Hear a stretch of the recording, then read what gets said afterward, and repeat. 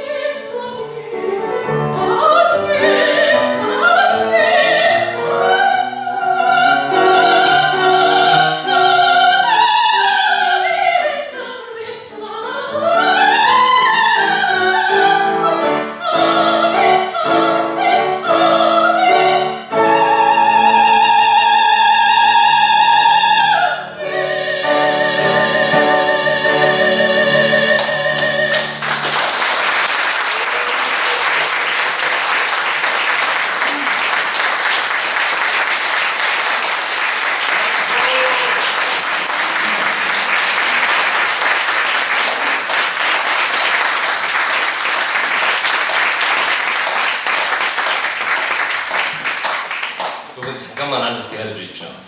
특히 우리 강 교수님은 오늘 리허설이 있는 시간을 바꿔서 오셨기 때문에 이 강의에 끝까지 참여 못하시고 여러분들과 따로 인사할 시간이 없이 미리 떠나셔야 됩니다. 그래서 우리 회장님께서 인사 말씀하실 때 잠깐 기다리셨다 떠나주시면 좋겠고요. 노래를 들으면서 이런 생각했습니다. 저는 통일이 되면 어떤 기분일까? 아마도 여러분들이 다 느끼셨을 만한 그런 설레임과 기쁨 뭐 이런 것들이 아닐까 싶습니다. 오늘이 이제 벌써 저희들 모임으로서는 46번째 이 통일 준비라고 하는 제목으로 자리를 마련했습니다. 우리 회장님께서 이제 나오셔서 인사 말씀과 더불어 강사님을 소개해 주시고 강의를 시작하도록 하겠습니다.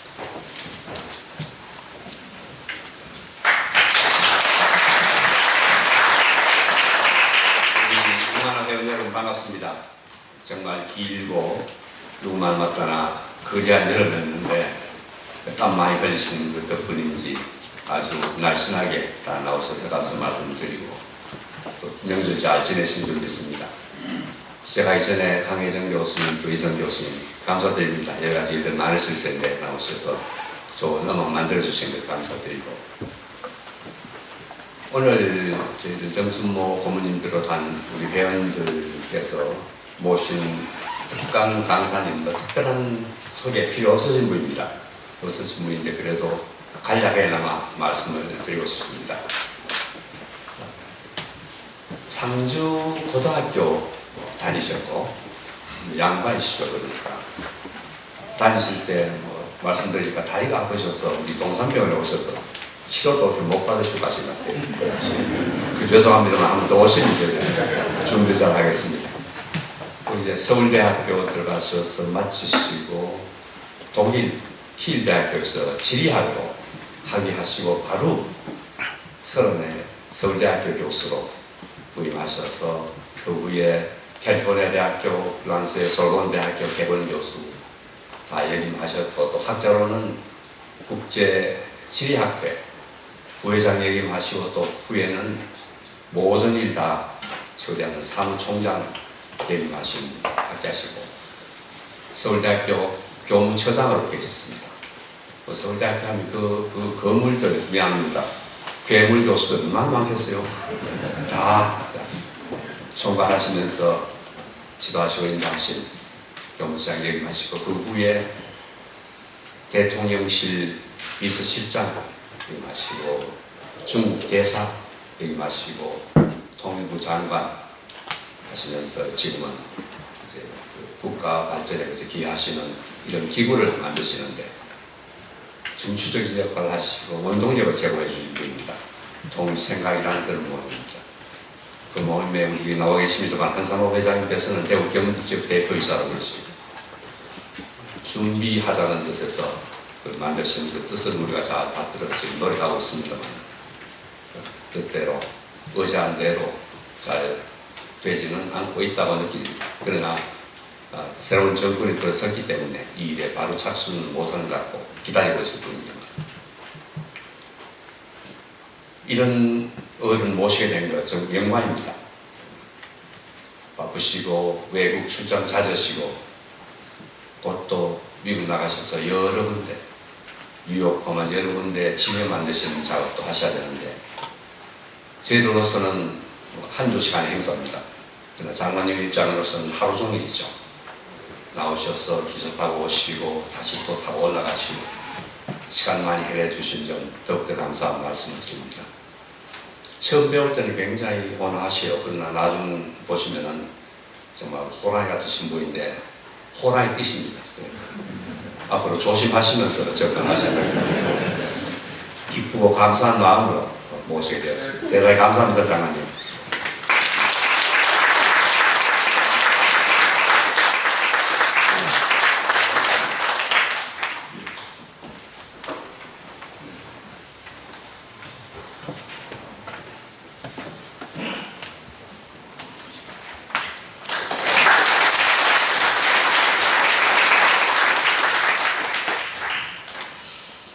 안녕하십니까. 유익입니다.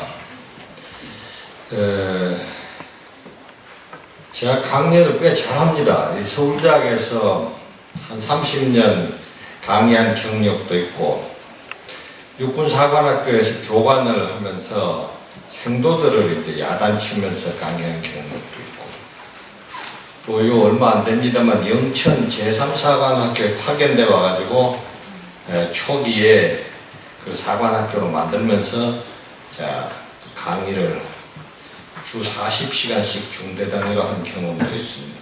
강의 꽤 잘하는데 주눅이 드는 거는 고향에 가면 주눅이 드는 거예요. 딴 데 가면 적당히 둘러대도 되고 하는데 고향에 가면 둘러댈 방법이 없지 않습니까?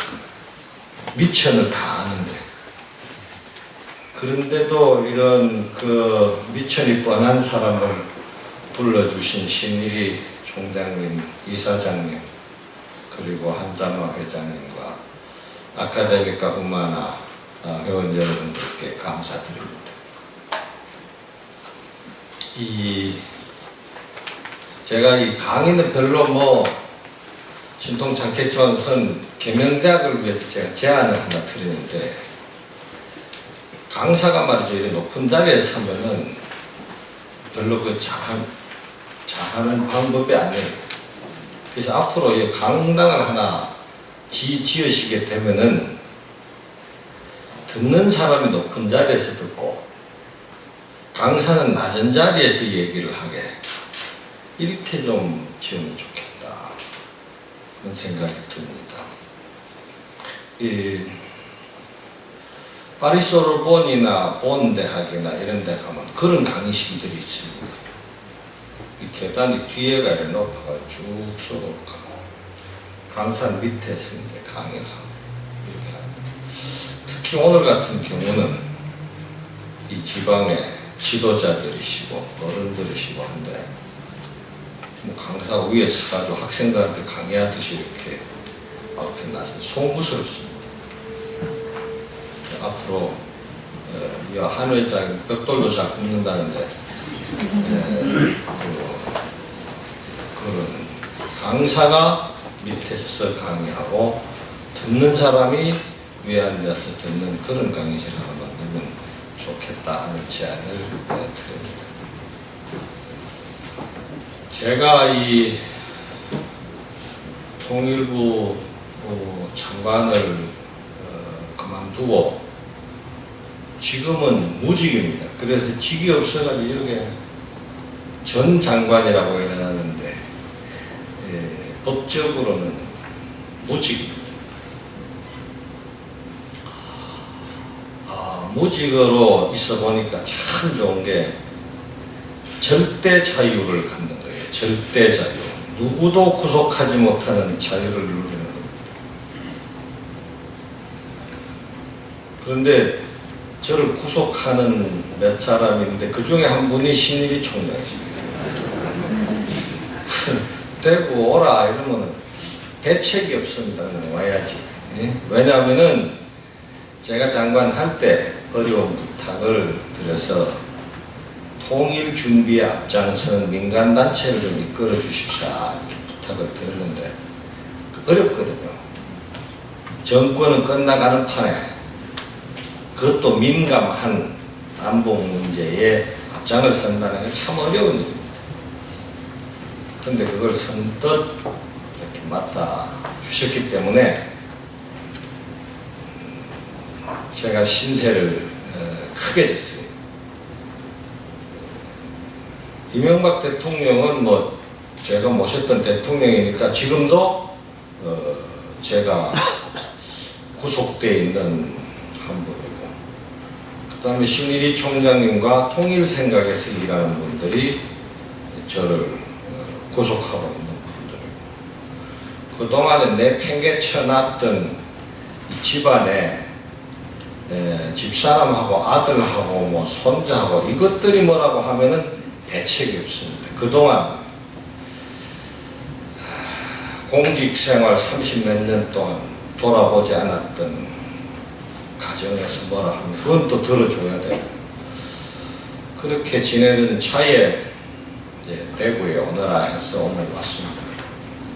그래서 결론은 뻔합니다. 먼저 결론을 말씀드리면은 지금은 우리가 나서서 통일을 준비해야 할 때입니다 하는 말씀을 드리고자 한 것입니다. 제가 말은 쉽게 하지만 여기에 암호가 들어있습니다. 지금은 우리가 나서서 행동으로 통일을 준비할 때다 하는 이 세 가지 요소.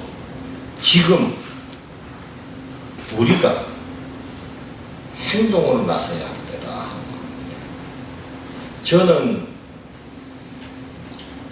많은 일을 안 했지만은 많이 쏟아냈거든요. 세계 지리학회 조직위원장, 사무총장, 부회장 전 세계를 돌았다는 또 서울대학에서 지리학, 지역정책, 지정학 강의하면서 또 쏴 돌아다니고 이렇게 온 세상을 돌아다니면서 분주하게 무사분주라고 그런다니까 별로 일도 안 하면서 분주한 거 무사분주라고 분주하게 다니는데 제가 이 일을 할 때는 세 가지 기준이 있습니다. 일이 자꾸 몰려오잖아요. 일이 몰려오면은 세 가지 기준으로 검증을 하는데 이 일을 내가 할 거냐. 첫째는 이건 내가 해야 되냐? 꼭 내가 해야 되느냐? 딴 사람도 할 수 있잖아. 그러면 안 하는 겁니다. 바쁜데 뭐 딴 사람도 할 수 있는 일을 왜 합니까? 둘째는 지금 꼭 해야 되나? 지금? 나중에 하면 안 되나? 나중에 해도 되는 일은 안 하는 겁니다. 셋째는 그 적당히 말로 하면 안 되나? 예? 누구 시키거나 말로 이래 하면 안 되나?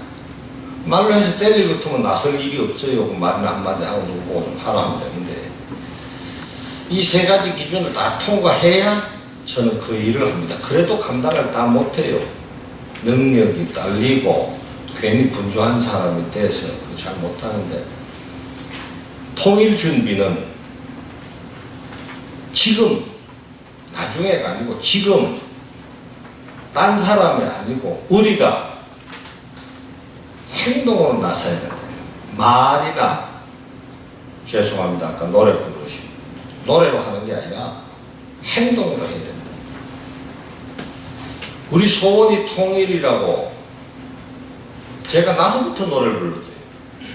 응? 제가 분단 후에 났기 때문에 나서부터 지금까지 머리가 허여이 쉬고 다 빠지고 할 때까지 불렀는데도 통일이 안 되는 거예요. 이거.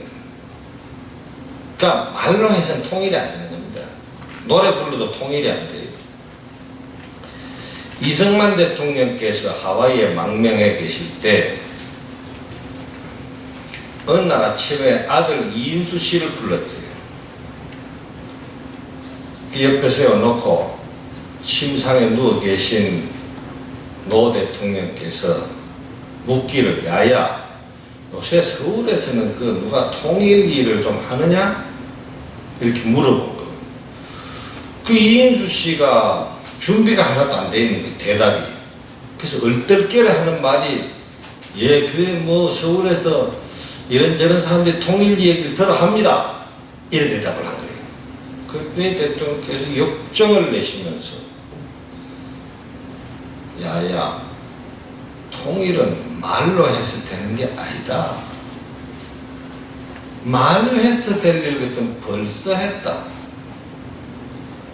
그랬다는 거예요. 그 이인수 씨가 저한테 직접 전해주는 말입니다. 행동으로 나서야 할 때다. 그러면은 왜 지금 우리가 행동으로 나서야 하는가를 제가 지금부터 말씀드리고자 하는 겁니다. 왜 지금인가? 그 뭐 종이에 써 있는 거는 여기 아카데미카의 회원들이시기 때문에 써 보면 다 압니다. 그러니까 그거 보지 마시고 제 얘기는 좀 들어보세요. 왜 지금인가? 지금 통일의 기회가 다가오고 있기 때문입니다. 뭘 보면 아는가? 민주화, 자유화, 개방화의 바람이 지구를 돌고 있습니다. 갈수록 풍속이 강해지면서 누구도 예측하지 못했던 이슬람권에서 북아프리카에서 시작해가지고 이슬람권을 그냥 확 훑어가지고 미얀마까지 왔습니다. 이 바람이 아시아를 피해간다고 할 수 없습니다. 바람은 불어옵니다. 이것은 역사의 큰 흐름입니다. 어떤 정치인이나 어떤 재벌도 막을 수가 없죠. 어떤 군인도 막을 수가 없죠. 역사가 이렇게 굴러가고 바람이 광풍이 돼서 불기 시작할 때는 그 역사에 맞서면은 쓰러져 죽을 뿐이에요. 그 역사의 바람이 문명이라는 이름으로 불고 있다. 난공불락일 줄 알았던 에집트도 무너지고 튀니지도 무너지고 리비아도 무너지고 아프간, 이란, 이라크 다 무너져 나가면 되죠. 독재는 쓰러지고 자유의 깃발이 올라가고 있는, 민주주의가 들어가고 휴머니즘이 자리 잡기 시작하는 거예요. 이 바람을 우리가 보고만 있을 거냐. 두 번째는 북한이 저대로 계속 둬서 안 된다는 거예요. 핵무기를 개발하고 있어요. 누굴 향해 쏠 겁니까? 옛날에 어떤 정치인은 그 우리 향해 쏠까? 아니다. 그 누굴 향해 쏠라고 그러면 안 됩니까?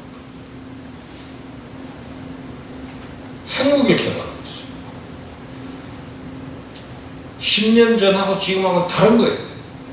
핵무기가 손에 들어가고 있어요. 지금이 아니면 막을 길이 없어요.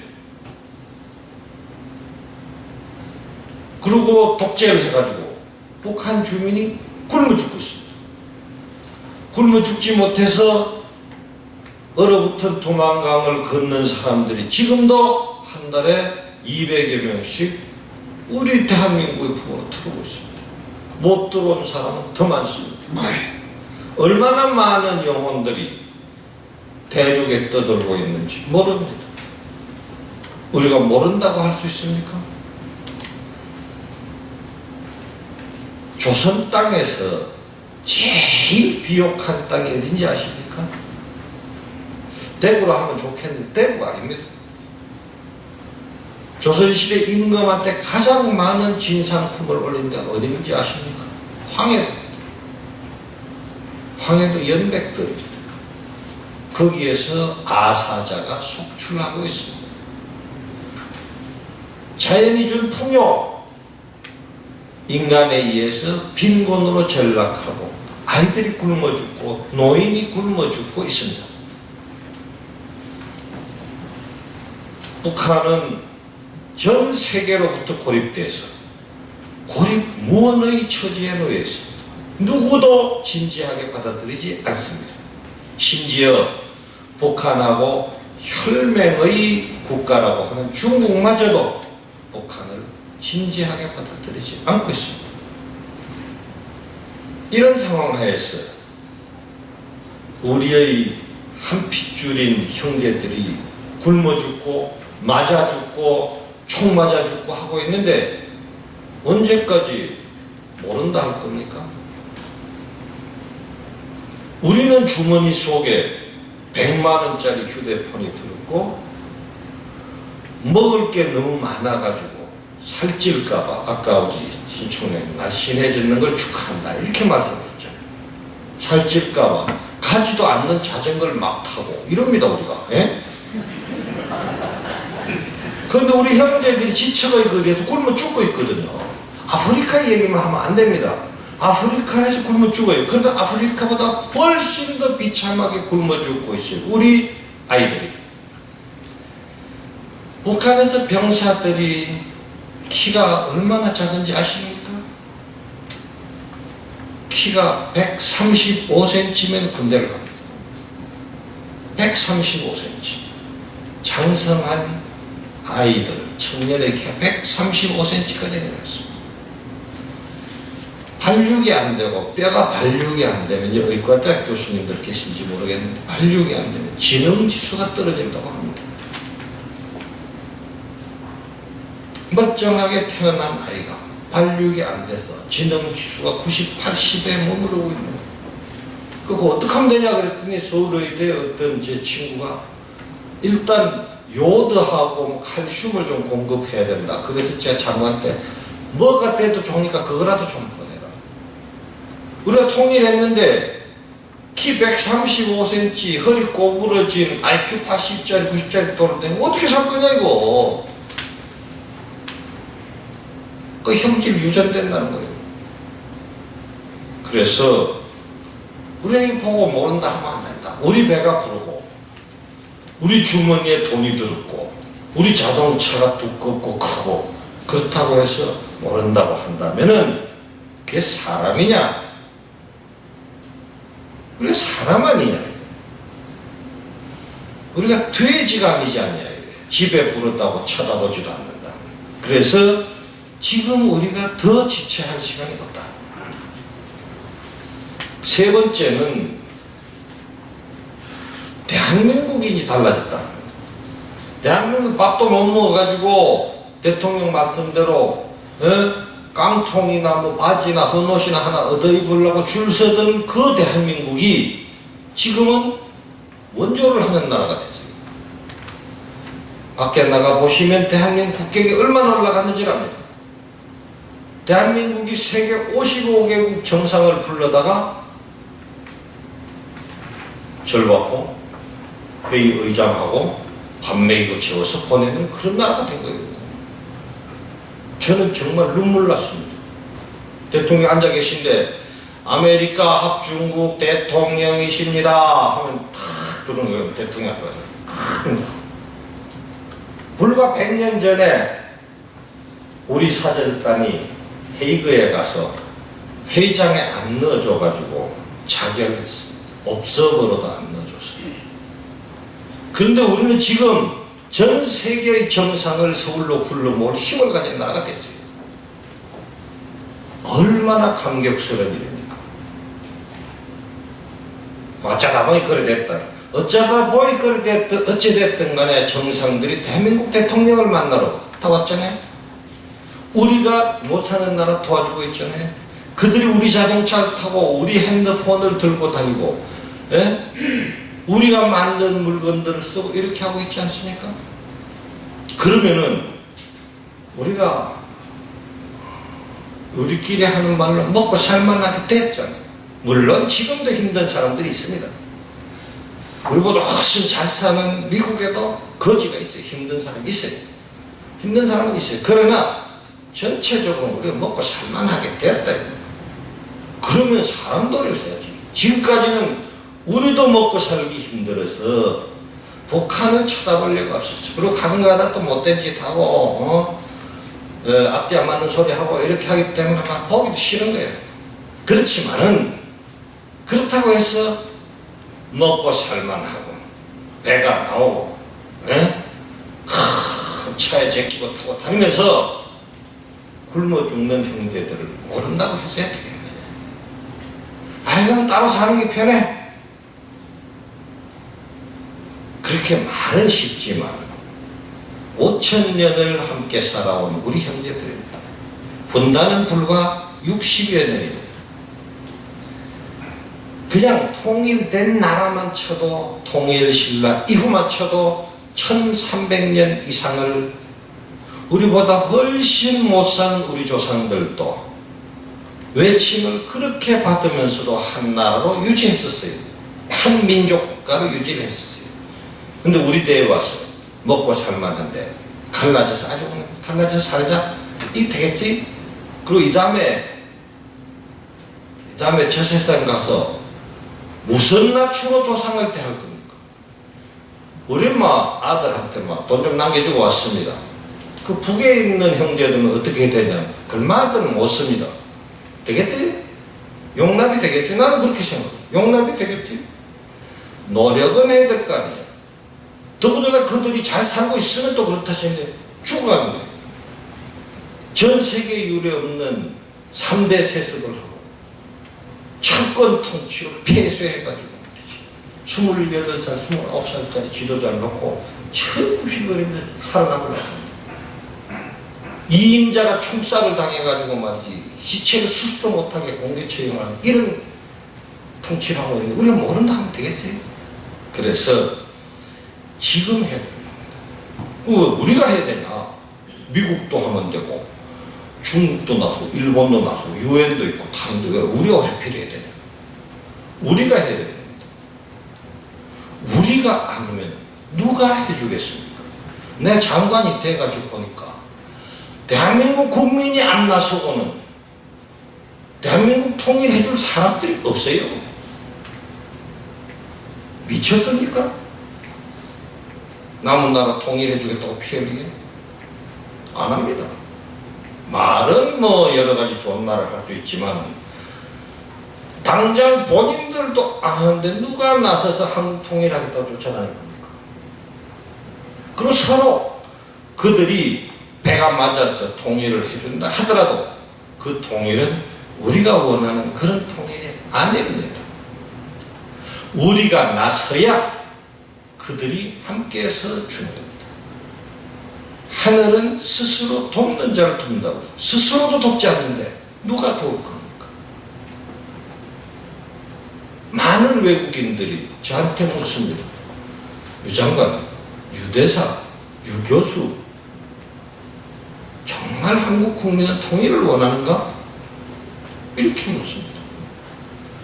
내가 어느 날 식당에 가가지고 우리 한 회장 같은 저런 분들입니다. 이제 통일에 관심은 있고 있는데 이제 얘기를 해서 같이 일을 하자고 막 조르고 있는 중에 식당에서 뭐 매운탕인지 불고기 국물인지 뭐 하면서 막 조르고 있는 겁니다. 해야 됩니다. 그리고 얘기를 왔다 갔다 하면서 듣던 식당 아줌마가 말이지, 식당 아줌마인지 사장인지 여자분이 딱 오더니 장관님 내가 지내다니다 들었는데 그 제발 통일하지 마십시오 이러는 거예요. 그게 왜 그러는 거예요? 아이고 그것들하고 왜 살라고 통일 자꾸 하시려고 그럽니까? 제발 하지 마세요. 내가 밥은 얼마든지 드릴 테니까 통일하지 마세요 이러는 거예요. 그래서 내가 딱 숟가락 놓고 아줌마 이리 좀 앉아요. 매상은 내가 올려줄 테니까 나하고 얘기 좀 하고. 내가 1시간 쭉 들고 앉아가지고 그 아주머니를 썼거든. 그 나중에 갈 때 나올 때 그러더라고. 장관님 꼭 통일하십시오. 지금 그렇습니다. 저 국회에 불려갔는데 장관 할 때 불려갔는데 국회의원들이 어느 거예요. 주로 야당 의원들이지 당시에. 그 장관은 말이지 뭐 통일 항아리인지 뭔지 만들어가지고 온데 또 통일 얘기 좀 그만하라고. 그 괜히 북한 자극해가지고 말이야. 저게 뭐 있다고 자꾸 통일 하냐고. 아, 내 가슴이 차 흘러갑니다. 그게 전 국민에게 방송이 되고 있는 거예요. 국회에서. 우리 국민에게만 방송이 됩니까? 베이징에서도 모니터링하고 있고 동경에서도 모니터링하고 있고 모스크바, 워싱턴에서 다 모니터링하고 있는 중계방송이에요. 그따 대놓고 우리 정치인이 장관한테다 대고 통일 좀 하지 말라고. 그 내가 뭐 그냥 성질 같아서 번데기를 나고 싶은데 그러면 이제 큰일 납니다 이거. 그래서 이제 존경하는 의원님 이렇게 시작해야 돼. 존경하는 소리는 안 나오더라고요. 존경이 도저히 안 돼. 그래서 뭐 의원님 제 직함이 통일부 장관입니다. 통일부 장관이 통일 얘기를 안 하면은 그러면 전쟁 얘기를 해야 되겠습니까? 이랬어요. 그래가지고 한참 시끄럽고 뭐 정리하고 이런 일이 있었는데 어쨌든 이 통일에 대해서 그렇게 하면 안 된다. 우리가 살만하게 됐으니 통일이 된다. 네 번째는 중국이 이제 문제다 이런 거 아까 또 우리 어르신들하고 얘기하는데 중국이 그 문제 아닙니까? 다들 그 얘기합니다. 또 제가 중국 대사를 했기 때문에 책임 추궁을 한 거예요. 니가 임마 대사 했으면서 중국 얘기는 안 하고 중국 때문에 안 되고 뭐 알면서 그러냐 이 책임 추궁을 하는 겁니다. 그래서 제가 말씀을 드리는데 중국이 변하고 있습니다. 덩치가 큰 중국이 변할 때는 잘 안 보입니다. 이 변화가 잘 안 보입니다. 그 변화 증거를 제가 말씀드릴까요? 한중 교역량이 2,500억 불입니다. 연간.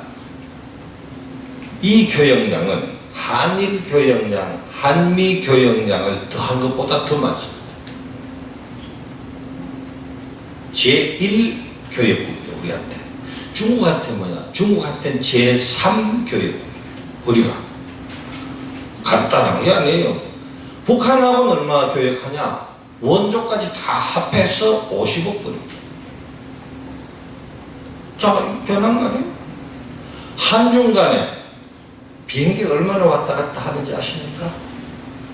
대략 짐작해. 여러분들 놀라실 거예요. 하루에 한중 간에 왔다 갔다 하는 비행기가 120대입니다. 하루에. 1년에 한국 사람 중국에 몇 명이나 가는지 아세요? 600만 갑니다. 600만. 중국 사람이 작년에 120만, 아니 190만 왔습니다. 이렇게 비행기가 오고 이렇게 교민이 오가는 관계는 지구상에 한중 외에는 없어요. 그거 아십니까? 한국과 중국만큼 사람이 많은 비행기, 사람과 비행기가 많이 왔다 갔다 하는 나라가 없다니까요. 중국에서 제일 많은 유학생이 어느 나라에서 왔는지 아십니까? 한국 학생들이에요. 중국에 있는 해외 유학생 중에 제일 숫자가 많은 한국 학생이에요. 한국에 있는 유학생 중에 제일 많은 학생이 누군지 아십니까? 중국 학생이에요. 우리는 서로의 미래를 맡겨놓고 있는 겁니다. 중국이 변하고 있죠. 제가 통일부 장관일 때 통일부 장관의 명찰을 달고 중국을 공식 방문했어요. 역사상 최초의 일입니다. 중국은 절대로 한국의 국방장관은 오라 해도 통일부 장관만은 못 오게. 그 제안을 내가 하겠다. 중국에서 뭐 이러고 저러고 뭐 대사도 그러고 그래서 내가 너희 나라의 대사다. 너희 영도자가 한 번 대사는 영원한 대사라고 하는데 대사 가겠다 하는데 딴 소리를 하냐. 간다. 그래가지고 이제 갔어요. 북경대학에서 내가 강연을 하겠다. 강연 주제가 뭐냐. 당연히 통일이지. 통일부 장관이 가서 경제 얘기하겠냐? 그거는 좀 당신들이 북경대학 교수들 학생들 귀를 막아놓고 세계 G2가 되겠다고 말이 되는 소리를 해라. 그래서 북경대학에서 강연을 했습니다. 꼭 이렇게 한 250명 제가 정면으로 얘기했죠. 그 앞에 1페이지에 써있는 당신들이 60년 전에 6.25 전쟁 때 소위 항미 원조 전쟁 때 미국에 대항해서 조선을 돕는 전쟁, 택동 결정한 겁니다. 할 때 그때의 지정학적 개념은 폐기됐다. 내가 지정학자다. 내가 세계지리학회를 이끌었던 수자인데 그 폐기됐다. 폐기된 개념을 붙들고 앉아가지고 언제까지 인류의 보편적인 가치에 반하고 중국의 국익에 반하고 동북아시아의 평화의 번영에 반하는 그런 외교를 계속할 거예요. 정신 차려라. 대한민국이 주도하는 자유민주 체제 하의 한반도 통일은 불가피한 대세다. 이걸 받아들여라.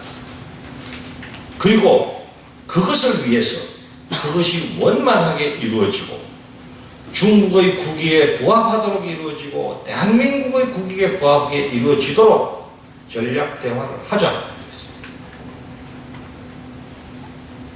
그 후에 이제 그 내용이 신화사 통신에 막 전문이 실려가 중국 내만 논쟁이 되고 저끼리 시끄럽게 했는데 어쨌든 그래야 전략 대화가 시작이 된 겁니다. 이번에 박근혜 대통령이 가셨을 때 남북한 문제 정면으로 얘기하기 시작합니다. 변한 거 아닙니까? 변해가고 있어요. 우리 기자들은 뭐 한 건 보고 딴소리 쓰고 한 건 보고 딴소리 쓰고 이렇게 하지만은 변하고 있다. 이 변화의 흐름을 우리가 받아야 되는 거예요. 중국이 무엇을 두려워하고 있는지, 미군이 압록강까지 가는 걸 두려워하고 있는지, 통일된 한국이 행패를 부를까봐 걱정하고 있는지, 일본하고 손잡고 어떻게 할까봐 걱정하고 있는지, 이런 걸 우리가 중국 얘기를 해야 돼요. 해가지고 그야말로 신뢰의 기반 위에서 통일을 추진해야 돼요. 저는 중국에 있는 동안 제가 전직이 교수라는 신분을 활용했어요. 많은 교수, 지식인, 언론인들을 만났습니다. 그들 중에는 이렇게까지 말한 사람이 있어요. 모택동 주석의 잘못된 결정을 다음 대까지 계속 강요할 수 없다. 이렇게 말합니다. 잘못된 결정이 뭔지 아십니까? 6.25 전쟁에 참전한 결정을 지식인들은 역사에 반하는 잘못된 결정이라고 보고 있습니다. 그 결정으로 인한 유산을 우리 후대까지, 시장경제를 도입한 중국의 후대까지 넘겨줄 이유가 없다. 이제는 청산할 때가 됐다. 이렇게 얘기를 합니다. 중국에 내놓으라 하는 교수들이 당원들도 많죠. 다만 그러한 목소리들, 그러한 생각들이 공식적으로 중국 공산당 전인대에서 결의로, 레솔루션으로 결정되기까지는 시간이 걸린다. 대륙이 움직이는데, 대륙이 역사를 바꾸는데 시간이 걸리죠. 그러나 우리로서는 그 변화의 미묘한 흐름을 타고 만나서 얘기하고 방안을 강구하고 서로 의견을 조정하고 하면서 통일의 우호적인 여건을 만들어가야 된다. 지금 중국이 변하고 있기 때문에 지금 이 시기를 놓쳐서 안 되겠다. 제가 중국에 대사할 때 이런 얘기를 많이 했어요. 중국이 인류의 보편적 가치에 반하고 중국의 이익에 반하고 동북아의 번영에 반하는 이러한 북한 감싸기를 언제까지 계속할 건가? 그렇게 해서 중국이 언제까지 그 많은 외교적 비용을 떠맡을 건가? 유엔에 가서 말도 안 되는 소리하고 에이펙에 가서 말도 안 되는 소리하고 아세안에 가서 또 말도 안 되는 소리 하면서 당신네 외교관들이 얼마나 외교적 코스트를 지불하고 있는가 아느냐? 언제까지 그렇게 할 거야? 리얼하게 현실을 보자. 우리 미래를 같이 보자. 중국 외교관들, 중국 외무부나 국방부의 그 사람들이 공식상에서는 또 뭐라고 합니다. 뭐 조선과의 관계는 뭐 혈맹 관계 뭐 이와 잇몸이 어쩌고 뭐 여러 가지 얘기를 하는데 따로 이렇게 돌았다 밥 먹으러 갈 때 옆에 서서 영어로 하더니 전혀 딴 얘기를 합니다. 우리도 골치 아프다 이런 얘기를 합니다. 유대사 아무리 소리를 질러도 얘기가 되는데 좀 진짜 골치 아프다 이런 얘기를 하거든요. 골치 아프는 무슨 말입니까? 그 제가 그런 거예요. 당신들이 정말 대국이냐? 당신들이 정말 G2냐? 그러려면은 전 세계가, 인류가 역사를 통틀어서 지향해온 가치에 대해서 존중해야 된다. 단순히 하면 안 된다. 사람이 굶어 죽고, 백성을 굶겨 죽이고, 동족을 향해서 대포를 쏘고, 동족에 쏘겠다고 그 돈을 훔쳐가지고 핵을 개발하는 사람들을 어떻게 비호하고 감싸나요? 그렇게 하면 당신들은 범죄의 방조자가 되는 겁니다. 그런 얘기들을 했습니다. 중국이 그래서 변하고 있다. 내부에서는 다 변하고, 변하지 않고는 세계에 살아갈 수 없어요. 중국은 더 이상 문 닫아놓은 농업국가가 아닙니다. 모택동 의혹을 보고 있어서 안 돼요. 중국은 세계 시장에서 날뛰는 활발히 움직이는 교역국가고 공업국가입니다. 그런데 세계 가치를 무시하고 살아갈 수 있겠어요? 할 수 없죠. 중국이 받아들이고 변할 수밖에 없습니다. 그러면 북한은 변하는가? 북한 권부는 변치 않을 겁니다. 북한 권부는 변치 않습니다. 북한의 주민은 변할 수 있습니다.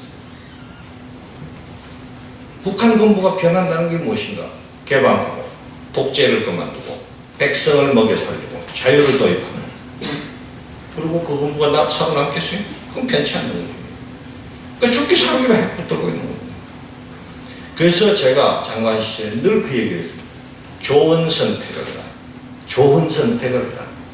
그러면은 너희들이 살아갈 수 있도록 돕겠다. 진짜 북한을 도울 수 있는 건 대한민국밖에 없다. 너희들이 중국이 도와줄 것 같으면 안 죽을 만큼, 미국을 견제할 만큼 돕는 거지 절대로 돕지 않는다. 북한을 진짜 도울 수 있는 대한민국밖에 없다. 왜냐하면 우리는 한민족이기 때문에, 우리는 통일해서 함께 살아가려고 하기 때문에. 더구나 대한민국은 황폐, 식민 통치에서 황폐해지고 전쟁에서 잿더미가 된 그 땅을 디디고 일어서서 선진국 대열에 진입해본 발전의 경험을 가지고 있다. 그 세대들이 지금도 살아서 일을 하고 있는데, 그 경험을 가진, 그런 노하우를 가진 사람들은 대한민국 사람들밖에 없다, 지구상에. 그리고 우리는 그런 뜻을, 의지를 갖고 있다. 우리한테 돈도 있다. 돈이 모자라면 우리 신용이 좋다. 지금은 일본이나 중국보다 우리가 신용이 좋다. 자, 우리 또 올 수 있는데 왜 너가 좋은 선택을 안 하냐, 이런 얘기를 했습니다. 어쨌든 이러한 이유들로 해서,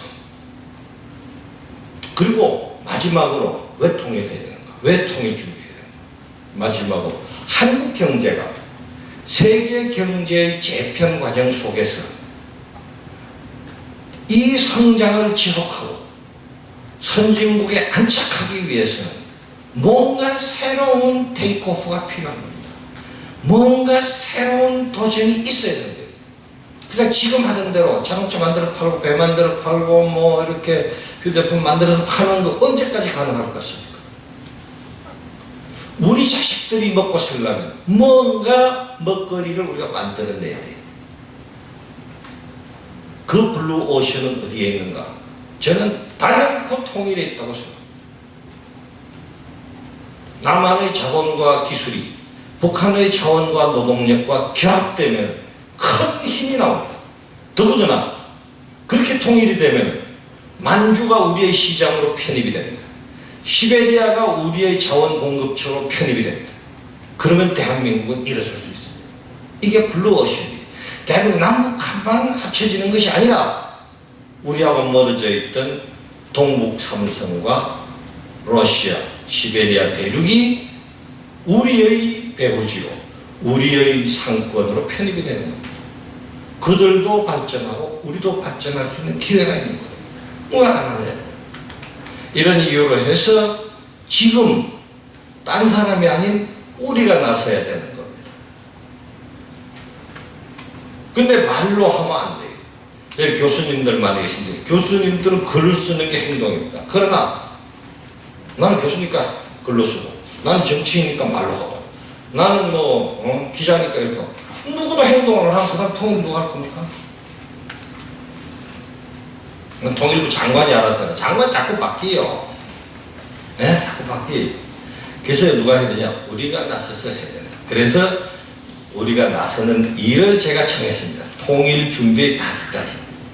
그 말씀드립니다. 5가지가 뭔가 그 말씀드립니다. 첫째는 우리 국민에게, 특히 우리 젊은이들에게 통일해야 하고 할 수 있다는 의식을 심어줘야 돼요. 그야말로 자신감과 사명감을 심어줘야 됩니다. 우리 국민이 그렇게 안 되고는 통일 안 된다. 두 번째는 통일하는데 비용이 많이 든다고. 많이 듭니다, 실제로. 그 비용을 말로 하면 안 되지. 그 통일 비용 많이 드는데, 여름 먹고 사기 바쁜데, 나 더라고 막. 나중에 보자, 돈을 생기거든. 돈은 절대로 남을 만큼 생기지 않습니다. 이건희 씨한테 가서 물어보세요. 돈이 남는가? 네? 현대차에 가서 물어보세요. 현대차 노조에 가서 물어보세요. 돈이 남는가? 돈은 남죠. 돈은 없는 가운데 미래를 향해서 모을 때 진짜 값지게 쓰이죠. 제가 이 돈 모으는 일, 통일 재정을 확보하는 일을 통일 항아리라고 명명하라고 항아리 실제로 만들었어요. 큰 항아리 만들었습니다. 통일 생각 우리 신희 총장님하고 한 회장하고 그 단체 하나 갖고 있어요. 제가 만들어가지고 60여 cm 되고 이 둘레도 한 60여 cm 큰 달 항아리, 백제 항아리를 만들어가지고 제가 넉 달을 쫓아다니면서 만들었어요. 도요지요. 예? 흑치고 반죽하고 성형하고 붙이고 글씨 쓰고 유약하고 다 했어요. 물론 조수로 했지만 그래 만들어 통일 항아리. 왜 항아리라고 했는가? 왜 항아리라고 했는가? 제가 어릴 때 전 상주의 촌에서 가난한 집에 살았는데 할매가 왔죠. 할매가 밥을 하러 나가는데 방학 때 할매 집에 가는 밥을 하러 나가시는데 이제 보리쌀 만드는 건 지붕 밑에 따놓고 쌀을 바가지에 한 지박에 넣어가지고 쌀을 넣어가지고 가져가시는 거예요. 가져가서 붓게 가서는 꼭 한 줌을 거기서 다시 들어가지고 항아리 집어넣는 거예요.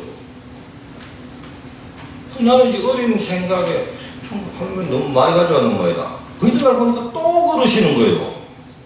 몇 번 그래서 내가 이제 할매한테 한번 물어봤죠. 할매 그거 말이지. 노망도 아니고 무슨 일 그래 하냐고.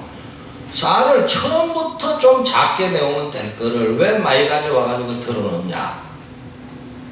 그랬더니 나를 다 한참 보시는 거예요. 너도 크면 안다. 이러는 거예요. 너도 크면 안다. 커서 하도 잘 모르겠더라고요. 가끔 생각은 모르는 거예요. 왜 그러는지.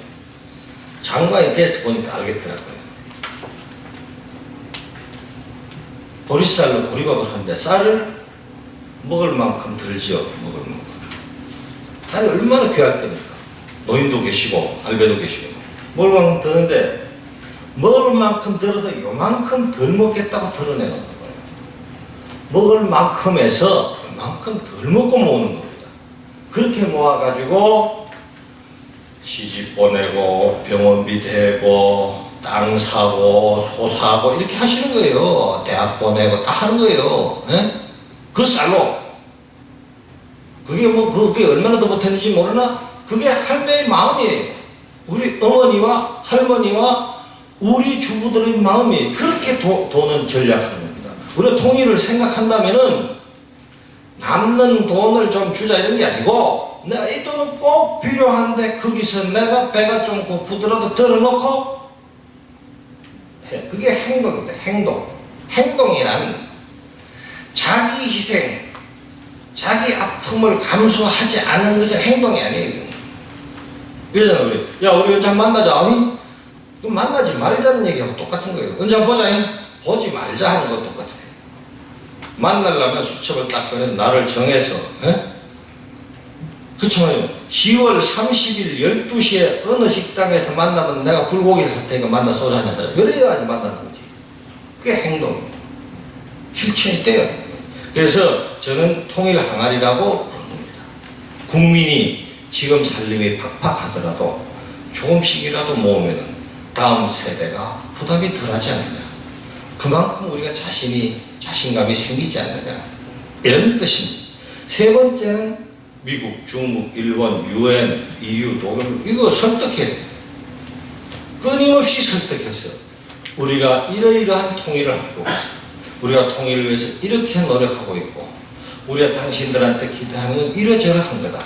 그러니 제발 덕분에 우리 옆에 좀 서주라. 이렇게 통일 외교. 네 번째는 북한에서 넘어온 탈북민들 끌어안아줘야 된다. 탈북민이 25,000명이 있습니다. 북한 이탈 주민이라고 공식적으로 하는데 저는 줄여서 탈북민이라고 합니다. 탈북민이 우리 사회에 2만 5천이 있어요. 어렵게 살아가고 있습니다. 물론 국회의원 된 이도 있고 사장 된 이도 있고 교수 된 이도 있습니다. 그러나 어렵게 살아가는 이 사람들을 끌어안아줘야 됩니다. 우리가 노력하는 이것도 행동입니다. 왜 이게 통일 준비인가? 이 사람들이 통일의 선봉들입니다. 이 사람들이 우리 사회에 와서 잘 이웃으로, 우리 친구로, 우리 동료로 인테그레이트 될 때 비로소 북한 주민의 마음이 움직이는 겁니다. 남한에는 돈만 아는 귀신 같은 것들이 살지 않는다. 그게 인정받고 거기에 민족의 가슴, 뜨거운 가슴을 가진 우리 동족이 산다는 걸 확인을 해야 돼. 그걸 어떻게 확인하느냐? 먼저 넘어온 사람들이 여기 와서 안아서 같이 살게 됐을 때 확인이 됩니다. 제가 하는 얘기는 이 2만 5천 명을 제대로 포용하지 못하고는 2,500만 북한 주민을 포용할 길이 없다. 이들을 포용하는 것이 곧 통일 준비다. 다섯 번째는 통일해서 같이 살아갈 제도를 만드는 겁니다. 제도. 군대는 어떡하고, 정치는 어떡하고, 교육은 어떡하고, 왜 제도를 만들어야 될 거 아니에요? 건강보험은 어떡하고, 다 만들어야 될 거 아니에요? 통일부와 각계의 전문기관과 다 같이 해서 만들어야 돼요. 그래야 통일이 원만하고 아름다운 통일이 되는 겁니다. 제가 마지막으로 한 말씀 더 드리려고 합니다. 통일 준비하자니까. 그래서 여기 이제 유의의 통일 준비라고 하는데 저는 통일 준비하자는 얘기만 하고 있다는 거예요. 아무것도 안 합니다. 딴 거는. 그냥 통일 준비합시다. 미국 가서도 합시다. 뭐 중국 가서도 합시다. 일본 가서도 통일 준비합시다. 이 이야기를 하는데. 그리고 먼 옛날 얘기를 지금 바쁜 일가 많은데 왜 그런 얘기 하고 다니냐 당신은. 지금 급한 일이 많은데 이래 언제 될 줄 알고 통일 준비 자꾸 하자고 하냐. 제가 이 말씀을 드릴 테니까 그 뜻을 잘 새겨보십시오. 미래를 준비해야 현재가 바뀝니다. 미래는 미래만을 위해서 준비는 미래만을 위해서 하는 게 아니라 미래를 준비해야 현재가 바뀌는 거예요. 현재가. 우리가 통일 준비를 해야 돈을 내고 제도를 만들고 끌어안고 가르치고 야단치고 이렇게 해야 이 통일 준비를 해야 우리 아이들이 이거 하는 건 뭐야? 바뀌는 겁니다. 북한 사람들이 희망을 갖기 시작하는 거예요. 북한의 독재자들이 겁을 먹기 시작하는 거예요. 미국 사람들이 가만히 있자. 저 한국 사람들이 저렇게 열심히 준비를 하는데 우리 모른 척하고 있을 수 없잖아. 중국 사람들이 가만히 있자. 우리가 덩치 크라고 폰만 잘 게 아니잖아. 이러다가 우물우물 하다가 우리는 구계자가 되고 말잖아. 지금 우리 자신과 북한의 우리 동포와 미국과 중국을 변화시키면서 통일의 대열로 끌어들이기 위해서 지금을 바꾸기 위해서 통일 준비를 해야 된다고요. 우리가 미래를 준비해야 된다고요. 그래서 많은 사람들이 그 유장관은 한가하다. 뭔 훗날 얘기를 하자고 지금 돈을 말이야. 안 그 돈도 없는데 자꾸 내놔라 하고 이러냐. 그렇게 얘기를 하는데 그게 아니에요. 현안을 해결하기 위해서 현재 통일 여건을 개선하기 위해서 통일에 관련된 사람들의 마음을 흔들어 놓고 감동시키기 위해서 미래를 준비하는 걸 나서야 된다는 행동을. 그때 가서 쓰던 돈은 그때 가서 쓸 값이라도 우리가 그런 자세로 그런 행동을 보여야 통일의 여건이 마련되는 겁니다. 그리고 통일이 앞당겨지는 겁니다. 그리고 통일이 지나가지 않는 겁니다. 통일의 기회가. 크리스찬인 분도 있고 아닌 분도 있겠지만 성경에는 뭐라고 그랬는가 하면은 깨어있으라고 그랬어요. 깨어있어서 준비를 하라고 그랬어요. 깨어있지 않으면은 신랑이 지나가버려. 그럼 시집갈 기회가 없어지는 거예요. 에? 왔다가 가버려. 우리가 통일의 주역인 당사자인 우리가 깨어서 준비하지 않으면은 시대의 바람도 중국의 변화도 우리의 국력도 북한의 참상도 그냥 지나가 버립니다. 우리가 우리 역사를 다시 돌아보면 그런 때가 많았어요. 그때 이랬더라면 지금 우리의 심정이라면 그때 그렇게 안 했을 거다 한 때가 많습니다. 독일에 물러난 어떤 대통령께서 장관실을 찾아오셨어요. 이렇게 말했습니다. 유 장관, 독일 정치인으로서 내가 아주 부끄러워하고 독일 정치인 모두가 치명적으로 부끄러워하는 부분이 있는데 그게 뭔지 아십니까? 독일 정치인 통일도 잘하고 통합과정도 잘 관리하고 요새 돈도 많아요. 콘서트도 많이 치는데 부끄러울 게 뭐 있습니까? 제가 독일에 유학해 독일말을 좀 하거든요. 그러니까 친근하게 느끼는 그래 이런 거예요. 유장관, 당연히 직원들은 안 듣고로 말이지 내가 독일어로 얘기하겠는데 우리가 어느 날 통일이 되지 않았느냐. 어느 날 통일이 됐는데 그 전날까지 독일 정치인 중에 단 한 명도 통일이 된다는 얘기를 한 사람이 없다. 워닝을 준 사람이 없다. 한 명만이라도 통일이 가까이 왔다. 독일 국민들이여 준비하라. 프랑스도 준비하고 영국도 준비하라 했으면 우리는 통합까지는 절반 이하로 줄일 수 있었을 것이다. 고백을 하는 거죠. 저한테. 또 한 번의 독일 대통령 말씀을 전하겠습니다. 펀 바이체크 대통령이라고 독일 통일 당시에 서독의 대통령을 하신 분이 있습니다. 우리는 헬무트 콜 수상만 기억하지만 독일 국민의 가장 큰 존경을 받는 정치인은 펀 바이체크 대통령입니다. 연임했습니다. 대통령 연임했습니다. 지금 살아계신 93세입니다. 작년에 제가 뵀어요. 92세 때. 제가 만났는데 묻는 거예요. 대통령께서. 유 장관, 남북관계는 왜 좀 잘 될 것 같으냐? 어떻게 될 것 같으냐? 이러는 거예요. 작년 2월에 만났는데. 그래서 내가 무심코 대통령 각하 4월이 좀 지내봐야 알겠습니다. 4월이 왜? 4월 15일이 그쪽에 북한을 만든 그 김일성의 생일인데 그날이 지내면은 북한이 태도를 좀 분명하게 할 겁니다. 그때까지는 인들이 무슨 얘기도 안 할 겁니다. 이랬더니 그러냐고 4월 15일이 내가 말이지 김일성과 나하고 생일이 같은 줄은 처음 알았다고. 네. 그분이 작년에 4월 15일이 92회 생신이었습니다. 금년 4월 15일 전 93세.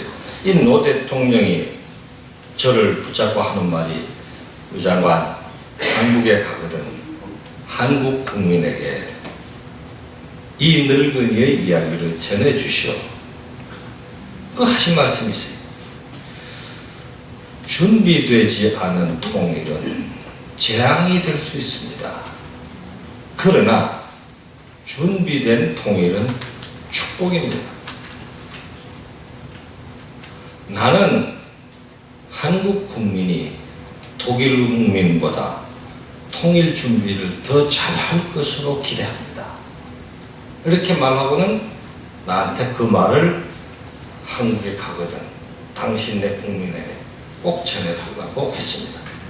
그래서 그 말, 준비된 통일은 축복입니다는 우리 통일 생각의 캐치프레이즈가 돼서 오늘도 우리 국민들에게 계속 전해지고 있습니다.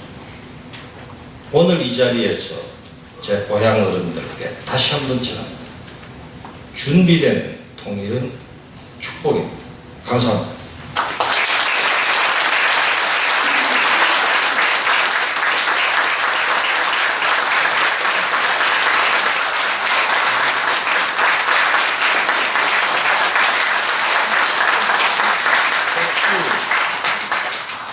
혹시 의견이 다르신 분은 막 그런 생각도 있고 저런 생각도 있다 이렇게 좀 양해하시고요.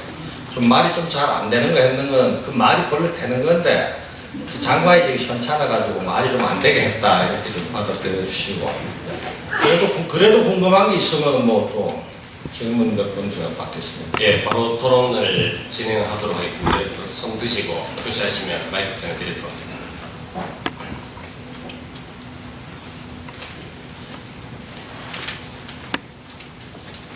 질문은 장관님, 질문하는 분은 경제학을 공부하는 교수입니다. 너무 쉽게 강의를 해 주셨기 때문에 그런데 질문이 조금 더 어려운 것 같아서 대단히 죄송합니다. 장관님께서 충분히 그 뜻은 이해해 주실 줄로 믿고 질문을 한번 해보겠습니다. 지금 우리 학자들 사이도 그렇고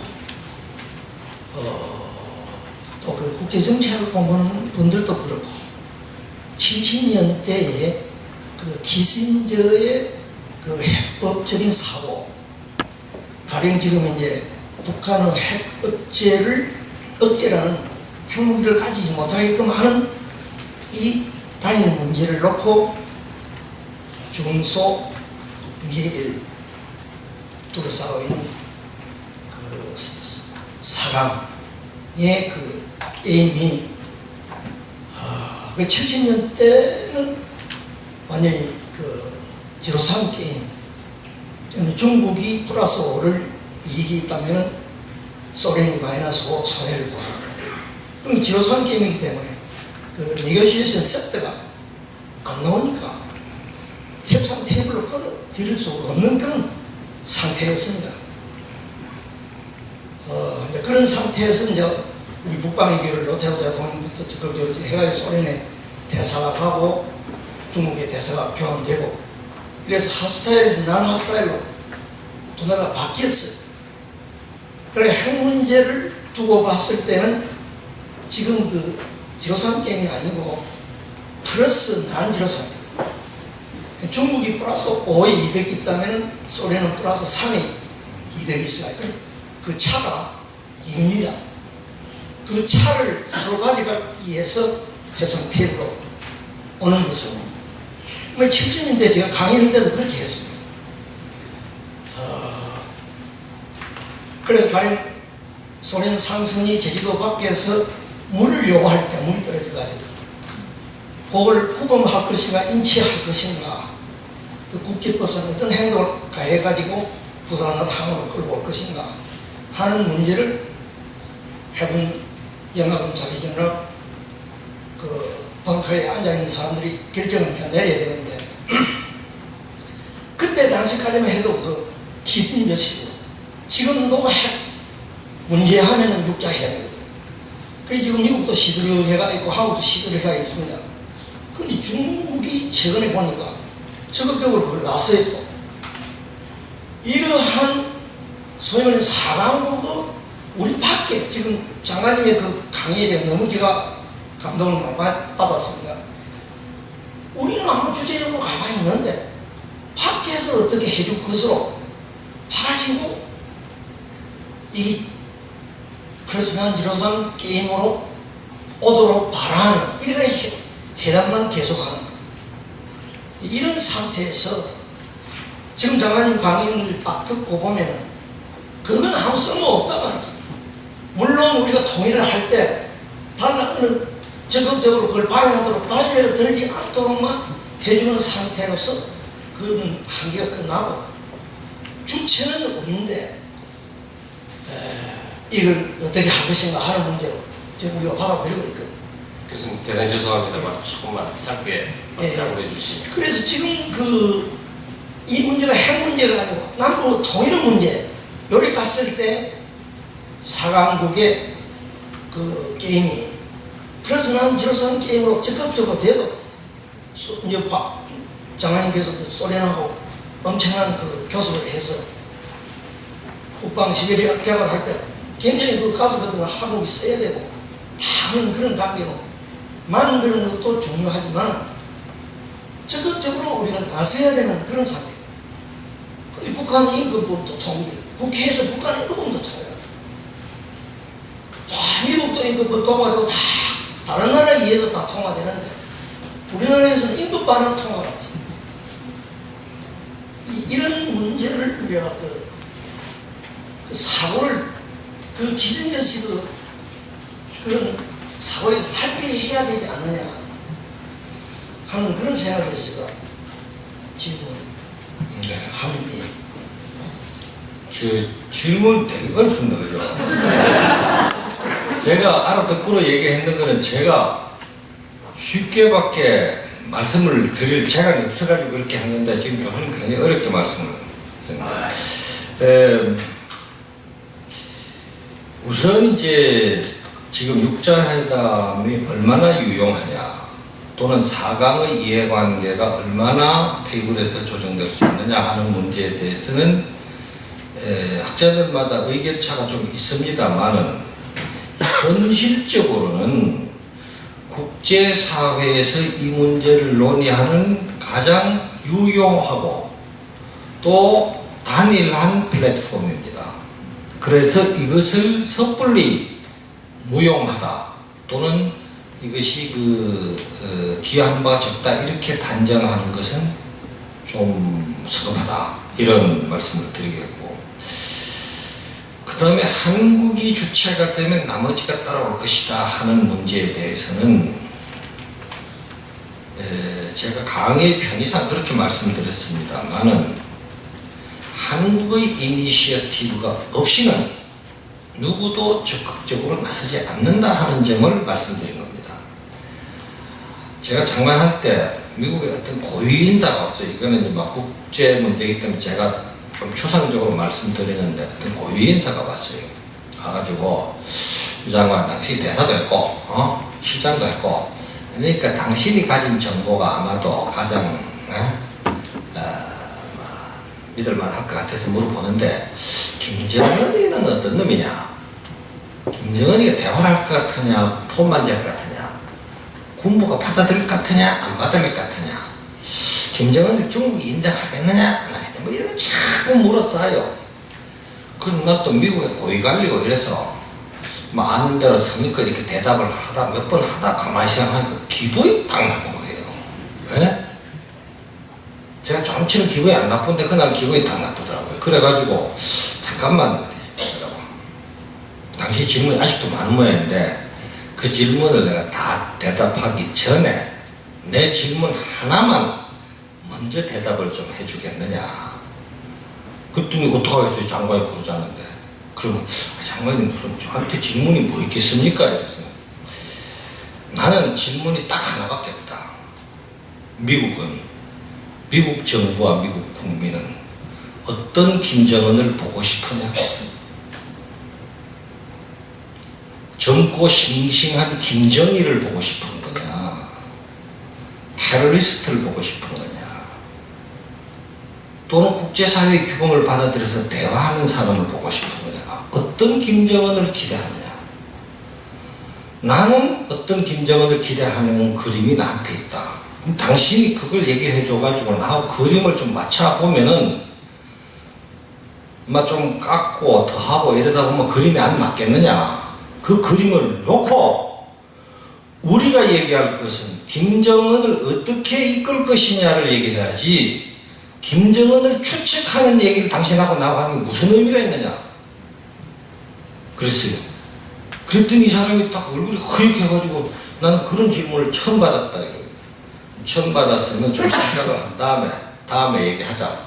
그리고 그러면 딴 질문은 난 별로 의미 없다고 생각해. 나한테 그만 물어라. 그러나 그 대화로서는 중단된 적이 있습니다.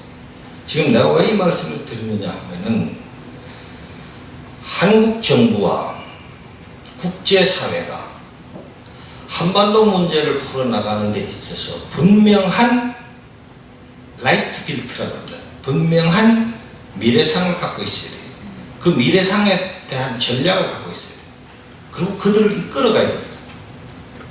이끌어가야 되는데 지금 학자들 중에는 저도 그 무리 중에 하나입니다만 학자들 중에는 자꾸 예측을 하는 거예요. 김정은이 이래 하면 또 뭐 이럴 것이다.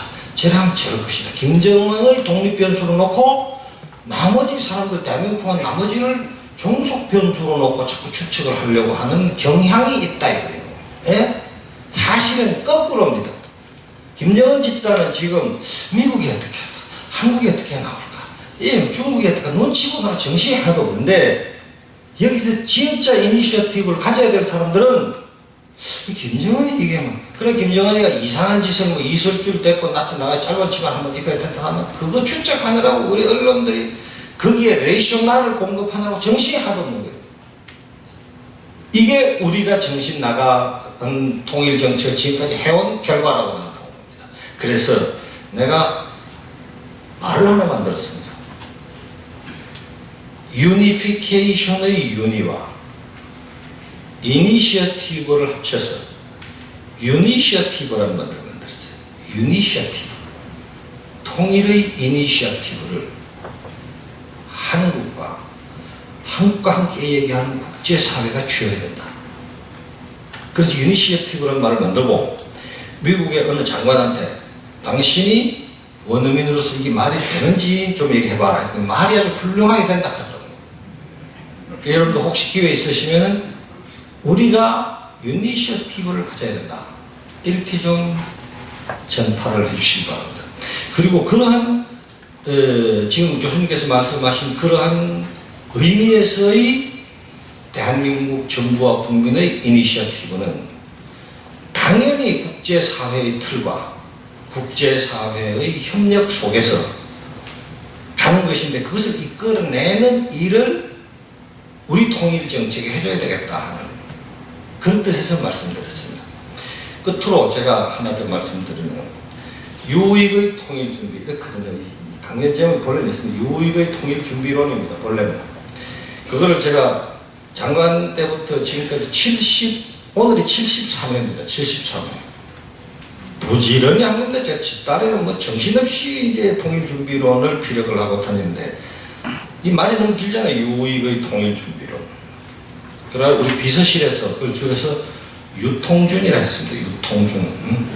오늘이 유통준 73회인데 제가 이걸 자랑하려고 하는 건 제가 이제 100회로 채울 겁니다. 기운이 남아있는 한 이 유통준은 계속 할 텐데 제 부탁은 이겁니다. 지금 질문하신 교수님을 필두로 해서 유통준 강의를 들었으면은 김통준, 박통준, 이통준, 최통준을 계속해달라는 겁니다. 제가 73회를 하면서 육군사관학교부터 미국 한인회까지 일본 민단까지 돌아다니면서 해도 이게 역부족이라 한 사람이 말도 또 빨리 못해가지고 한 사람이 이래 해가지고는 내가 죽기 전에 이거 안 될 것 같아요. 그러니까 저를 돕는다고 생각하지 마시고 대한민국의 통일 정책을 돕는다고 생각하시고 유통준이 아닌 신 총장님은 신통준, 그 참 듣기 좋네, 신통준. 또 김 교수님은 김통준, 이 박사님은 이통준으로 주위에 이런 생각을 확산시켜달라는 겁니다. 그래가지고 우리 젊은이들이 좀 맞아, 할 수 있어, 그거 해야 돼. 아직 그 말이야. 우리 선대는 맨 땅에서 말이지 이런 나라도 세웠는데 그건 어때? 이렇게 하도록 좀 만들어달라. 그래 됐을 때 그것이 통일을 만드는 것이 아니라 그러한 기운이 모여서 지금 말하는 4강과 유엔과 주변 이웃들을 일어서게 만드는 것이다. 그것이 통일로 가는 길이다. 그래서 여러분들께 오늘 저녁으로 제가 이 특허권도 없고 지적 소유권도 아무것도 없습니다. 그러니까 김통준, 이통준, 박통준, 제발 신통준 좀 시작을 해주실 것을 부탁을 드리겠습니다. 혹시 또 다른 질문 있으시면 하나? 시간이? 저희들이 시간이 충분합니다. 예, 아마도 여러 선생님들께서 별로도 오셨기 때문에. 그런데 그렇게 별로면은 제가 곤란한 게 제가 미천이 이제 다 돼가거든요. 예, 미천이 허락하시는 만큼만 질문해 주십시오. 예, 우리 이 선생님.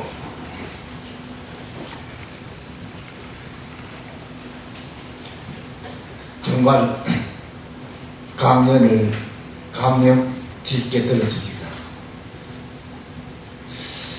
우리 5천년 역사 가운데에서 어느 나라 어느 민족에게나 결단의 시기가 있는데 그 시기가 바로 지금이 아닌가 그런 생각이 듭니다. 어떤 나라든지 자기 나라의 건국을 자랑하면서 기쁘게 후손에게 물려주려고 하는 것이 역시 통일이 아니겠습니까? 그런데 대한민국을 지키기 위한 우리와 대한민국을 지우기 위한 이석기 같은 놈도 있는데 그런 것을 어떻게 척결해야 되느냐 하는 것이 통일 준비에 맨 앞장을 써야 되지 않겠나 하는 그런 생각이 듭니다. 그러면은 우리 국민 교육을 역사 교육을 잘 시켜서 이런 무리들을 척결하는 것이 우리의 지금의 임무가 아닌가 하는 그런 생각이 듭니다. 그렇다면 이런 무리들을 어떤 방법으로 국론을 모아서 척결을 해서 통일을 앞당길 수 있나 하는 것은 말씀해 주시면 감사하겠습니다. 네, 감사합니다. 그게 사실은 퇴임한 통일부 장관에게 하실 질문이라기보다는 현직 대통령한테 하실 정도의 질문인데 제가 그 감히 대답을 어떻게 하겠습니까만은 저는 이렇게 생각합니다. 세상에는 대부분의 사람들이 선한 마음을 가지고 있고 대부분의 사람들이 올바른 인식을 갖고 있습니다. 그런데 그 중에는 머리가 나쁘거나 또는 마음이 나빠가지고 꼭 딴짓을 하는 사람들이 있어요. 그거는 이석기만 있는 게 아니고 그 외에도 여럿 있습니다. 있는데 우리 체제의 장점이 무엇이냐 하면 그런 것을 국민의 총의로 제거시켜 나가는 거예요. 국민의 총의로. 어떻게 잘못돼가지고 그런 사람이 국회로 들어갔지만은 지금 이제 해결되지 않습니까? 그래서 저는 이렇게 생각합니다. 국민이 깨어있으면 그런 사람들이 발붙일 데가 없다. 국민이 그 사람들이 표를 어디다 찍으면 그런 종북 인사가 국회로 들어가는 걸 뻔히 알면서도 그것을 허용했다. 그래서 저는 이런 통일 강의가 됐건 안보 강의가 됐건 뭐가 됐건 특히 우리 젊은이들한테 지금 말씀하신 대로 역사의 올바른 역사관을 심어주고 올바로 역사를 볼 수 있는 안목을 심어주고 하는 것에서부터 시작이 됩니다. 사법적인 처리, 이것은 사법탐구의 할 것이고 기소하고 고발하고 붙잡아 쳐놓고 하는 건 다 그걸 할 겁니다. 하는데 우리가 일반 시민 또는 지식인들이 해야 될 일은 우리 체제가 가진 장점 이거를 살리는 데 있다고 생각합니다. 토론과 논쟁과 또 교류와 협력과 이런 걸 통해서 많은 과정을 통해서 그런 것들이 그냥 발을 못 붙이지 그 길을 자꾸 튕겨 나가게 이렇게 만드는 것이 길이라고 저는 생각해요. 저는 통일의 길에 지금 선생님 말씀하신 데 동의하면서도 미친 개가 짖어도 기차는 가야 한다 이거예요. 네? 미친 개 짖는다고 그럼 미친 개 잡으러 돌아다니다는 기차가 안 간다 이거예요. 기차가. 나는 그렇게 생각합니다. 그리고 그 미친 개 잡는 사람 뒤에 남아서 잡고 그 미친 개 몇 마리 있는 것에 뭐 우리가 기차를 세우고 난리칠 건 없다 이거예요. 역사를 바르게 가르치고 무엇이 옳고 그른가를 식별하게 하고 거기에 교수와 언론인과 정치인과 종교인과 이게 다 나서야 됩니다. 지식인들이. 그런데 그거를 안 나서고 비겁하게 뒤로 숨거나 무슨 딴소리 하거나 이런 데서는 안 된다. 그거는 자기 역할을 다 해주면 우리 사회가 가진 이 체제가 그것을 걸러낸다. 정말 저는 다행이라고 생각합니다. 그런 것을 걸러낼 수 있는 시스템을 우리가 작동시키고 있다는 건 정말 다행이라고 생각을 하고 그런 경각심을 우리 후대에게 어떻게 줄 것이냐는 우리의 몫이다. 우리의 몫이다. 말씀하신 분이 이미 답을 갖고 계십니다. 질문하신 분이 답을 갖고 계십니다. 우리 모두가 그 답을 압니다. 다만 우리가 필요로 하는 것은 그 답을 실천할 수 있는 용기, 그리고 그런 용기를 모아내는 시스템이에요.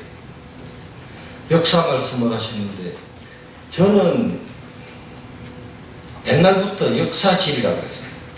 역사와 지리를 알아야 된다. 제가 지리과를 왜 갔냐면 우리 집안 어른이 너는 뭘 하려고 하느냐. 난 공부를 좀 합니다. 무릇 공부란 역사와 지리를 알아야 한다. 그래가지고 역사 지리과 간 거예요. 그 지리과 갔는데 그게 운명이 됐어요. 운명이 됐는데 역사라는 게 어떠냐면 역사라는 게 갈 때는 평이하게 갈 때는 이렇게 갑니다. 이렇게 경사가 있는 듯 없는 듯 계속 이렇게 가요.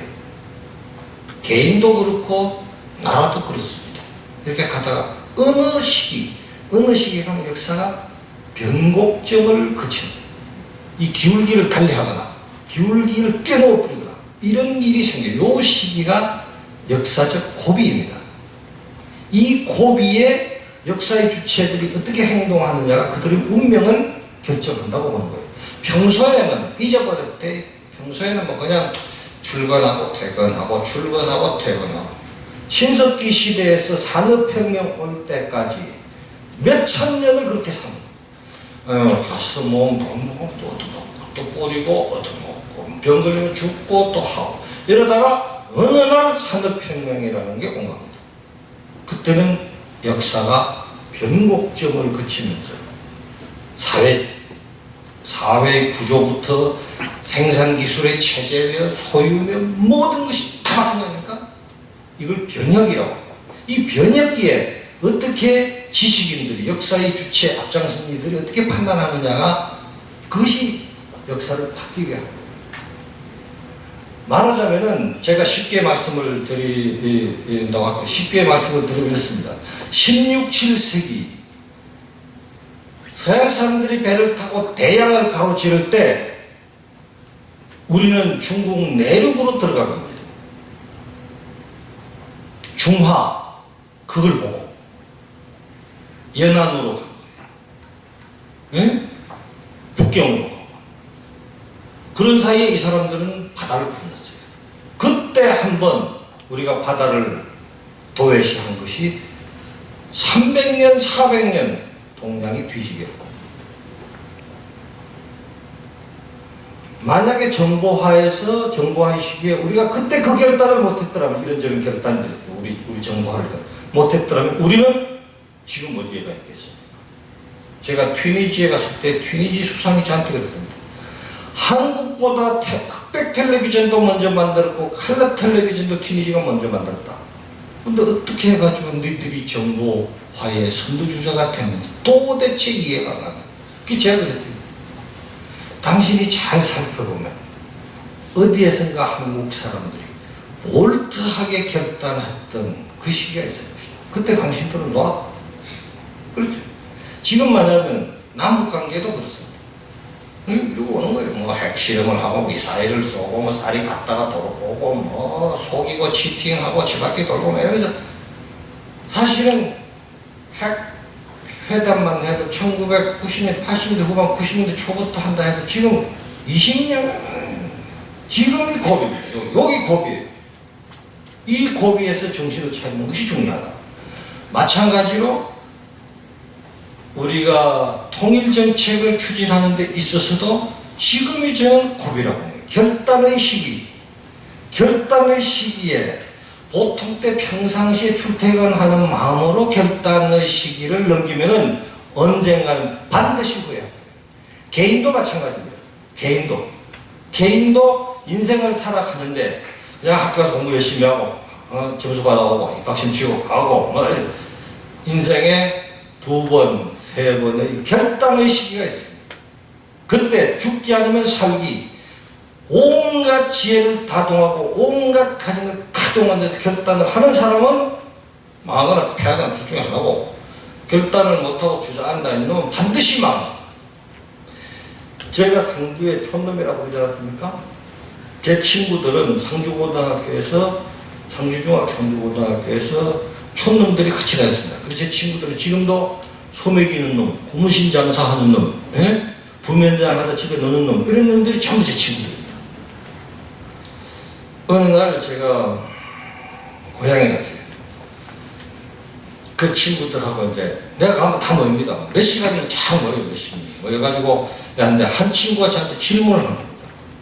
야 요이 너 인마 출세했다 뭐 어쩌고저쩌고 하더니 내가 질문이 하나 있다. 뭐냐, 너 학교 갈 때 공부도 잘했지만 나도 뭐 공부를 그렇게 못한 게 아니다 이거야. 그리고 나는 아버지 할배 시키는 대로 열심히 농사 짓고 산소 돌보고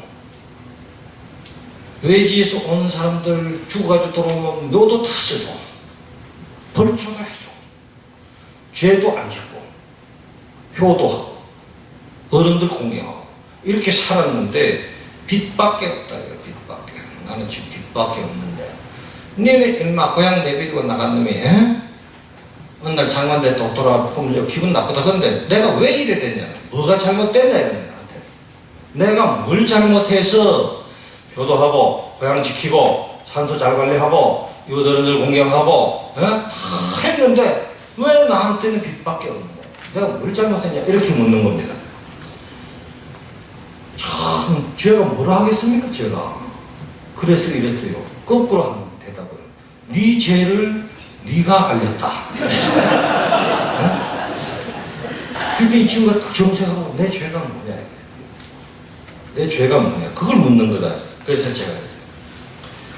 네 죄는 내가 친구로서 너를 단죄하는데 네 죄는 세상이 변하는데 세상이 변하지 않는다고 우긴 그 죄가 크다. 에? 세상이 변하는데 세상이 안 변한다고 우긴 죄가 이때까지 살아남은 거면 네 큰 다행인 줄 알아. 나는 낙동 강가에서 헤엄을 치고 살았어요. 학교 들어가기 전에 낙동 강을 헤엄을 쳐서 건넜습니다. 강에서 헤엄을 치려면 어떻게 하느냐면은 강물이 흘러가지 않습니까? 내가 건너서 저쪽에 가려는 거예요. 저기 건너서 저기 닿으려면은 한 3km 올라가야 돼요. 3km 위로. 3km 다 걸어서 논 지내고 밭둑 지내고 절벽 넘어서 가가 3km 걸어서 출발해야 저 가서 도달할 거예요. 그 말은 무슨 말인가? 강물이 흐른다 이거예요. 흐르는 강물을 건너는 거예요 지금. 예? 저수지를 건너는 게 아니고 흐르는 강물을 건너는 거예요. 그러려면 강물이 흐르는 걸 인정하고 힘들지만 저 성까지 걸어가서 물에 뛰어들어야 되는 거예요. 그래야 목표지에 도달하는 겁니다. 그걸 인정하지 않고 내가 저기 가겠다 여기서 이렇게 덤비면은 물에 빠져 죽습니다. 소용돌이 있고 저쪽에 절벽이 내가 닿지도 못하고 죽으래요. 그래서 내가 그 친구한테 그 얘기를 한 거예요. 네 죄가 뭐냐 하면은 세상이 변하는데 변치 않는다고 우기고 그렇게 살아온 거다. 그러면 나보고 고향을 버리라는 거냐? 고향을 버리라고. 세상이 변하면은 너도 아버지가 소 먹였다고 소만 먹일 게 아니고 아버지가 그 논에 쟁기 가지고 농 갈았다고 그 논만 갈고 있을 게 아니다.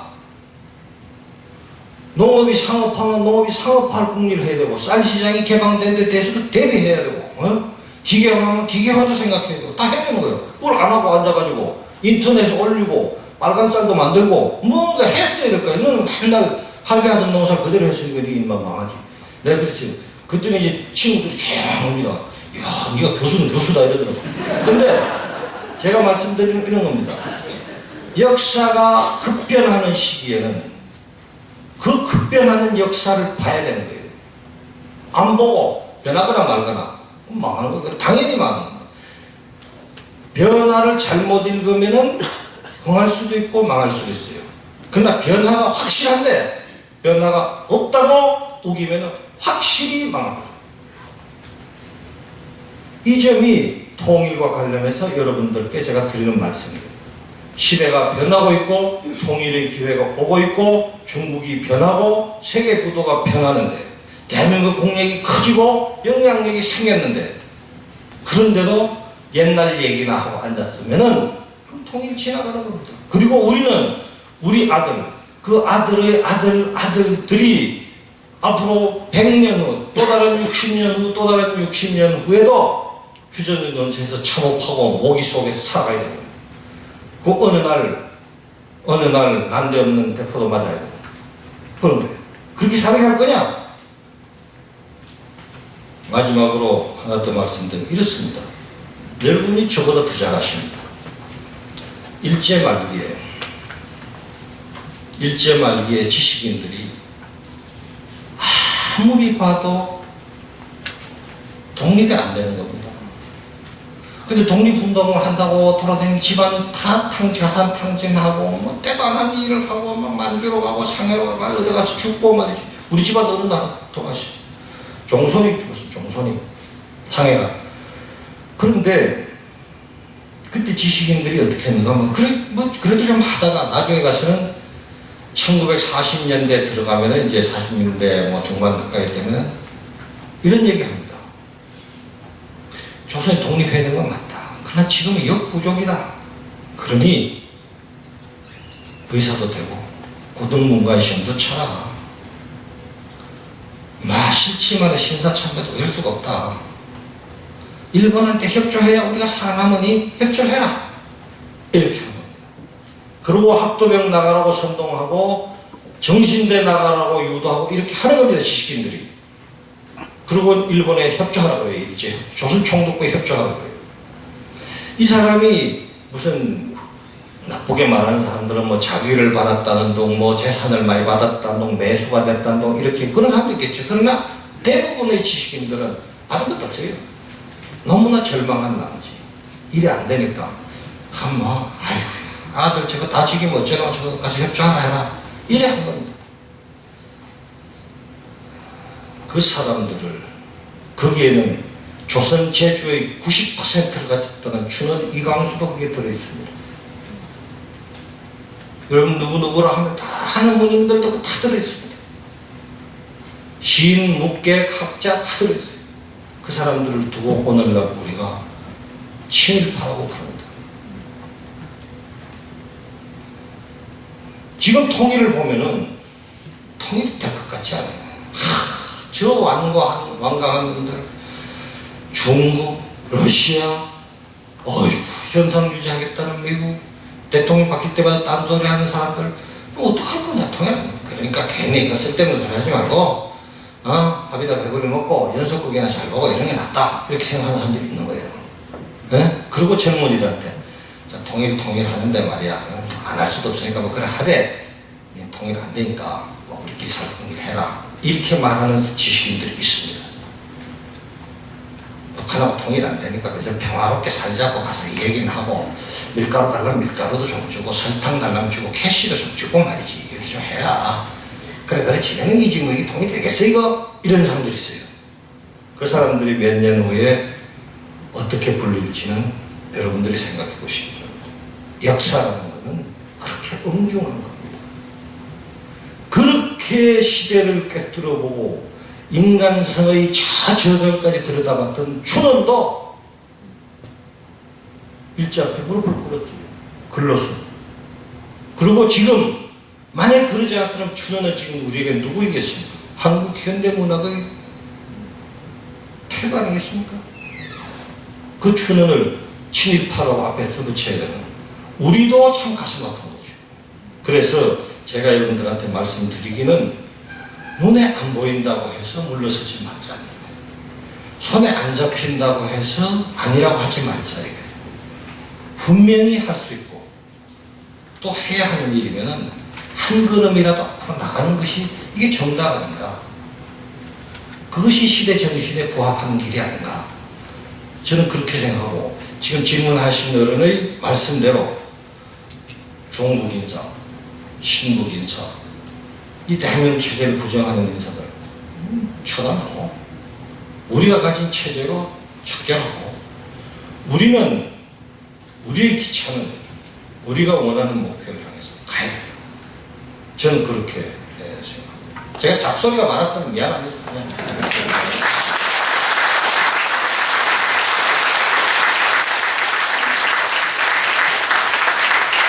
여러분들 질문에 있으시겠지만 이미 긴 시간 동안 말씀을 하셨고 또 질문에 대해서 자세한 설명까지 덧붙여 주셨기 때문에 토론은 여기서 마치도록 하겠습니다. 수고해 주신 유 장관님께 다시 한번 감사드립니다.